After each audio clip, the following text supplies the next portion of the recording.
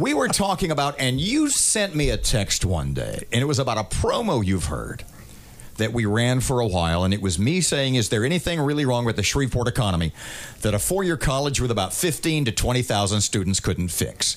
And you wanted to know if I had the segment, and we did not. We didn't keep that, but I had the promo. Why were you intrigued by that? Why did you ask me specifically about that one line or about that one segment? Because I think one of the biggest challenges that we have here in Shreveport, Northwest Louisiana, is the lack of high-quality higher education infrastructure. It's something that we did not value, unfortunately, back in a time frame where it would have made a substantial difference, and we did not get any that is publicly connected or related and supported until 50 years ago this year. This coming fall, 2017, will be the 50th anniversary of public higher education here in Shreveport-Bossier. Both Shreveport's LSU, Southern University, and Bossier Parish Community College were started by acts of the legislature in 1964, and all three opened in the fall of 1967. As we stand here right now, LSU Alexandria has more undergraduate students than LSU Shreveport. That's a problem, and we won't become the 21st century city we want to become. During the news break, I said, what Shreveport really needs is college football.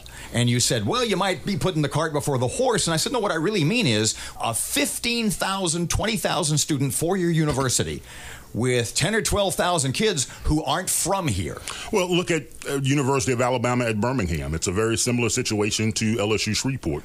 And they did exactly what it is that you just said. They actually grew to a point to where they've got 30, 40,000 students, connected themselves with the medical school, huge research dimension as well.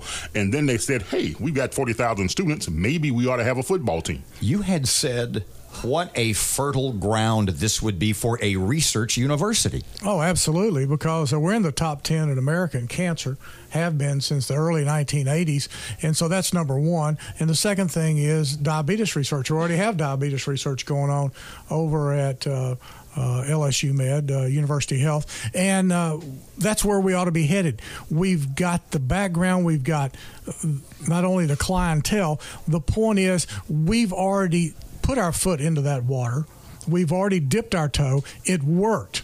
And we need to be talking about that along with the education, because the key is, and whenever I got out of high school, I'm going to go back. That's a long way ago. That's 50 years ago, next year in 68. Whenever I got out of high school, finally we had a public institution I could go to, but it hasn't gotten all that much bigger. Why don't we have that university? 70% of the legislature comes from South Louisiana. And because we did not make it a priority for ourselves. As we mentioned, Carnegie offers us a free library in 1904, and we turned them down. Are you telling me that there is an anti-education culture in Shreveport that exists to this day? The leadership of Shreveport, Northwest Louisiana, did not make an effort to get publicly funded higher education into this area until the 1950s. That means that everybody else has a head start. Grambling was founded in 1908.